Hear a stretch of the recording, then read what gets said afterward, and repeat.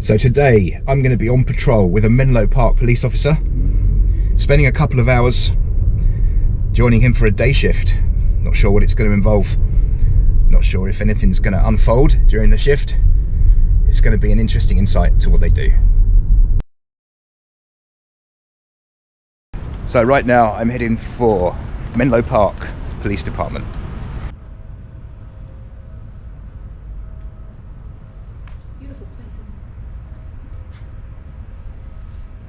So here is the car I'm going to be travelling in. I'm the driver of the car. It has all the mobile computer. Let me just turn off the screen. It's our mobile computer. It shows the calls that we'll be going to, and we can run license plates and run people out and stuff like that. We just can't record the license plates we record or we run out, or the people. Fantastic. This is our lights right here. Lights. So that's our emergency lights. We're running through intersections and stuff like that. This is when we pull over cars. It's different. So we only have a solid blue light. The front lights are turned off, and a solid red light on the right. Okay. And then I have my rifle, my AR-15 rifle right here. Hopefully we don't have to use it. Yeah, it's a Colts, and it has a 30-round magazine. 30 rounds of 5.56 ammo.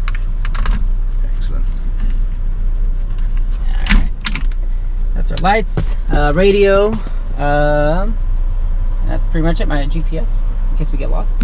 My ticket machine, about tickets to city vehicle violators. Great. And then I can show you the back. I have my vest, my tack vest, in case I go to a scene of an active shooter or something, or where rifle plates is what they call them. Okay. They're ceramic plated, pretty hard. Want to feel it? Yeah. Give it a good. Oh yeah, it's ceramic. This is my extra magazines for my rifle. It has also ceramic plated on the sides to cover my side. Okay.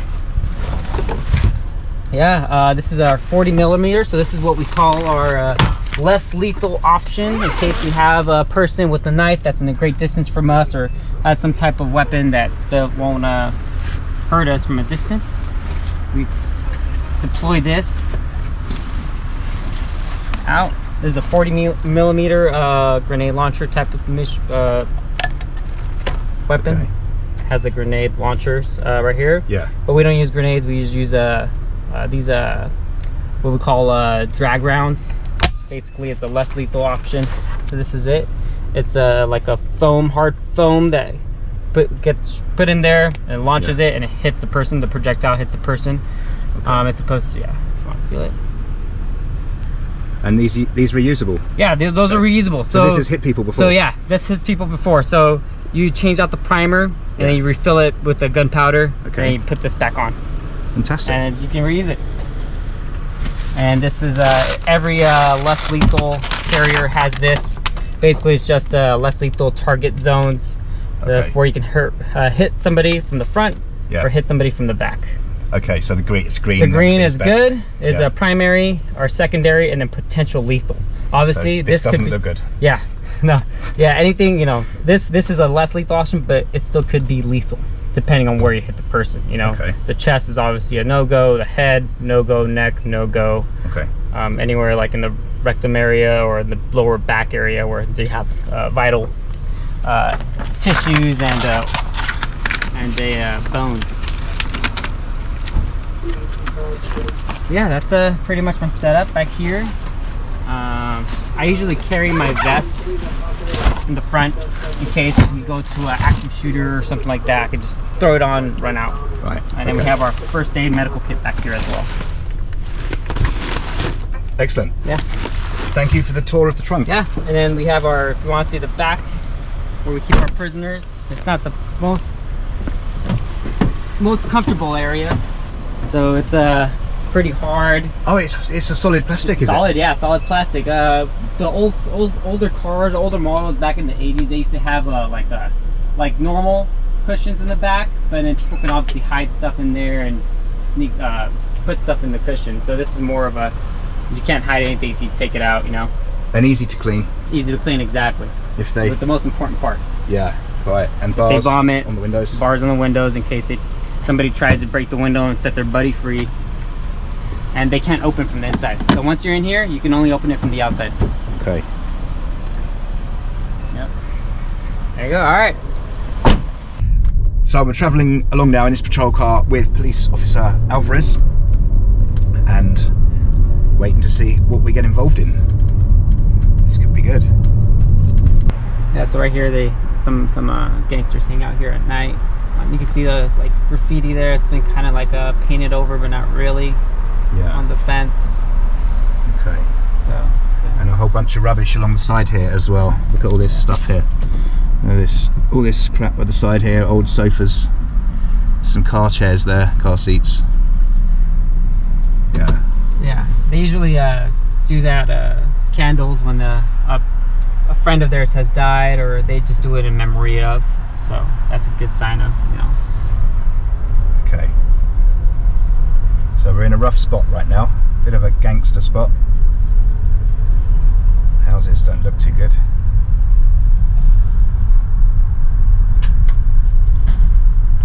All a bit shady looking. So we just got out the car and we just arrived at a substation here. I'm just going to go in and meet some of the colleagues of our officer. So this is Facebook headquarters. So is it this whole complex? Yeah, that's the whole Facebook. So this is where it all comes from. Yep. Instagram, Facebook, or Meta now is what it's called. Yeah. This is it. This is There we go. Silicon Valley right here. That building over there as well is a Facebook property. That one right there. Yep. Has a rooftop garden. This whole stretch of buildings, that's all Facebook. All of this on the left here? Yep, all this on the left hand is Facebook. The extension. That was the first property back there, the one that we were just at. Right. And this is... Even down here, even further downwards. Yeah. Does it? So it continues like where this yellow bridge thing is. Yeah, that's yeah. Facebook actually helped construct that building right there, that bridge. It's massive. Yeah, it's a huge property. And it's really barren out there. Yeah, that's the Baylands. There's salt beds, all of those.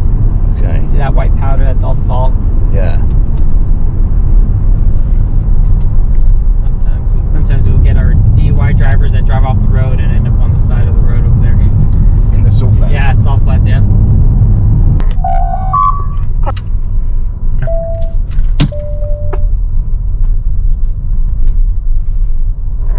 We're on the designated turn lane, and I was going straight. I was right next to it, and you went straight instead. We almost crashed back there. ¿Español? ¿Habla español nomás? Okay. La razón que lo paré era porque usted se procedió irse recta en vez de darse la vuelta en esa sección. So we've pulled over a driver. It seems there was some issue with their driving back there in terms of changing lanes, nearly causing a collision. And our officer is speaking with the driver of the car. He's speaking to them in Spanish. I'm not going to get any closer because I don't know if the person that's been stopped would be okay with me filming. I'm not sure if this is a particularly serious matter. I'm not sure what the fine will be. I will be finding out once we're back on the move. It's been quite a quiet shift really so far. This is our first stop. We've driven through some pretty rough areas, and we've driven through some very nice areas. This is a nicer area here. Seems to be a bit more affluent. So yeah, the reason why we stopped her was because she went proceeded straight on a left turn lane. That's a violation right there. When you're driving and you're committed to a left turn lane, you're supposed to make a left turn. Even though that's not where you want to go, you have to make that left turn. Because it could cause an accident where we're almost about to hit her, because we were proceeding straight and she merged in front of us. So. Okay, so what's the penalty? The penalty is a citation. We don't know the fine. The courts handle the fines. So like monetary, anything monetary, that's the courts. We just issue it. We just see the violation and we issue the citation. So it could affect her driving record, or it could just be a monetary issue with the courts, and they'll just dismiss it. So it's up to the courts. I know you were speaking in Spanish to her. Yeah, so she only speaks Spanish, so that's when I had her break out my Spanish speaking skills. That's excellent. It's good you can. Yeah. Okay, so just doing a check on this person at the moment and seeing what comes back. she doesn't have a license, California license. She's here. She says she's only here temporarily, so I'm not gonna give her a ticket because she does have her driver's license from Colombia. Okay. So it should be good for her to drive, but she is gonna get a citation today for not following the rules of the road, which is making that left turn when she was supposed to. She is staying here temporarily with a friend in a nearby area, so she does have a good mailing address for the citation.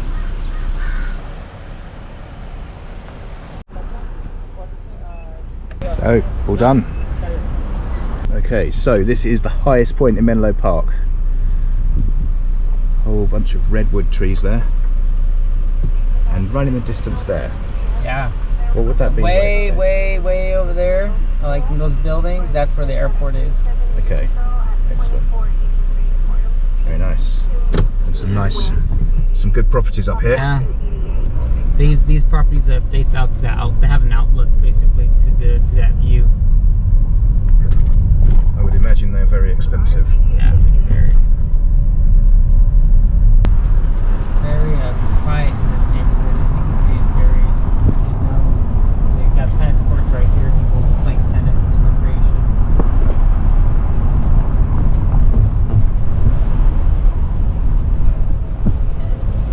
So not a crime hotspot. I would say not out in the street or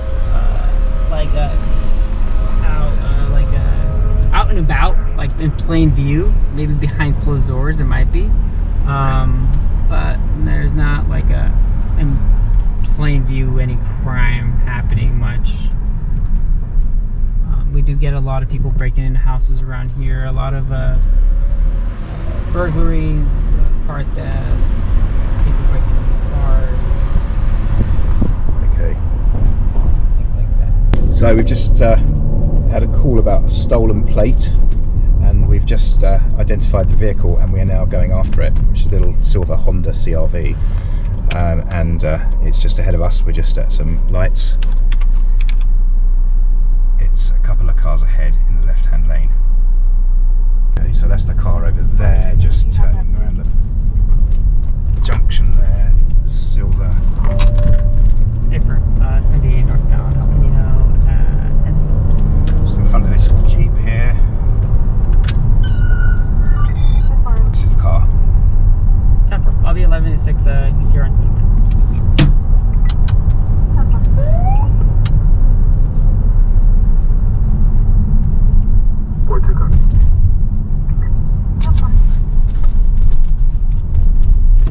Just stay in the car for this one. Okay. So I'm going to be staying in the car for this. Boy 19, we'll be pulling up on Buckthorn.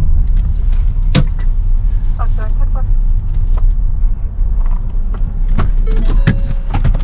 the car. Hi, ma'am. So either she's driving the stolen car with the plate, or someone's stolen her plate and it's on another car out there. Now we're actually parked like diagonally across this whole road, so we're blocking the whole road, but so far no one has tried to use this road. But you can see right here we are literally diagonally across it. Now looking at the body language here, it looks like the lady is totally compliant. Obviously I'm in the car, so I don't know the ins and outs of this. Officer's just coming back to the car. So this is Atherton. Atherton, city of Atherton, yep. Okay. It's a small city, very, very high-end neighborhood. See, that's the license plate reader. See, it says warning, license plate reader monitor. There's another one right here, See that? Yeah. See that little camera? It looks like a hunting camera right here, this one. Yeah. Looks like a hunting camera, but that one actually reads license plates. And then reports back to us when a vehicle here that passes by here that was involved in a crime or is wanted drives by. Yeah. We try to find it and try to pull it over and stop it and detain people. So this is a seminary. Seminary, yep. St. Patrick's Seminary and University. Yeah, look at this. That is a lovely building. Yeah, I mean, I'm pretty sure you folks have it a lot of prettier buildings like this over in England. We have a lot of historic buildings. Yeah. We don't have palm trees with them though. Oh yeah, no palm trees. Yeah, that's a California thing. Okay, so we've just been called to assist with the situation. There's a lady that is potentially under the influence of narcotics. You've got 2 officers there having a conversation with her right now. Things have deteriorated pretty quickly and I had to leave the car. The lady's detained. We've got 3 officers now with her. She is very aggressive and they're just carrying out ID checks. She's lashing out, making all sorts of ungodly noises. Okay, so she is detained and I now can't travel in that police car, so I've got to go in another car with some other officers back to the station. Well, I'm now back from my ride out with the officers this morning. It was a really interesting insight into their world, both on patrol and at the police station. They made me very welcome in their environment, and for that I'd like to say thank you. I was also particularly impressed with the level of professionalism and the amount of respect that the officers demonstrated towards all those they encountered on all of the stops that I experienced today. Naturally, I won't go into the cases, I won't go into outcomes. I'm not here to discuss specific cases, but it was an interesting morning. Hope you enjoyed the video. Thank you very much for watching. Please feel free to like and subscribe. See you in another video soon. Thank you and goodbye.